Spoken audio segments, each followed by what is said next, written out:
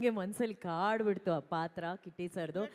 ಯಾರೋ ಪ್ರೀತಿಯಿಂದ ನಿಪ್ಪಟ್ ಮಸಾಲ ತಂದ್ಕೊಟ್ರು ಅಲ್ಲಿಂದ.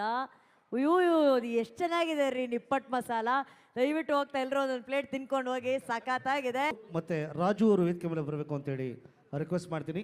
ಕನ್ನಡ ಚಿತ್ರರಂಗದ ಜನಪ್ರಿಯ ನಾಯಕ ನಟರಾದಂಥ ಶ್ರೀನಗರ ಕಿಟ್ಟಿ ಅವರಿಗೆ ಕರುನಾಡ ಸಂಭ್ರಮದ ವತಿಯಿಂದ ನಮ್ಮ ಪ್ರಶಾಂತ್ ಅವರು, ರಮೇಶ್ ಅವರು ಮತ್ತು ರಾಜು ಅವರು ಅವರನ್ನು ಗೌರವಿಸಿ ಸತ್ಕರಿಸಿದ್ದಾರೆ. ಹಾಗೆ ವೇಷಗಳು ಚಿತ್ರದ ನಿರ್ದೇಶಕರಾದಂಥ ಕಿಶನ್ ಅವ್ರಿಗೂ ಕೂಡ ವೇದಿಕೆಯಲ್ಲಿ ಗೌರವಾರ್ಪಣೆ ಆಗ್ತಾ ಇದೆ.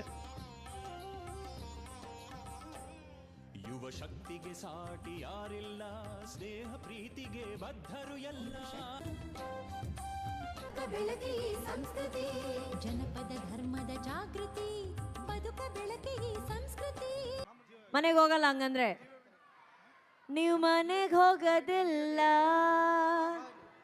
ನಿಮಗೆ ಬಾಗಿಲು ತೆಗಿಯೋರಿಲ್ಲ. ಏಯ್ ನೀನು ಸ್ಕೂಲ್ಗೆ ಹೋಗೋ ನಾಳೆ.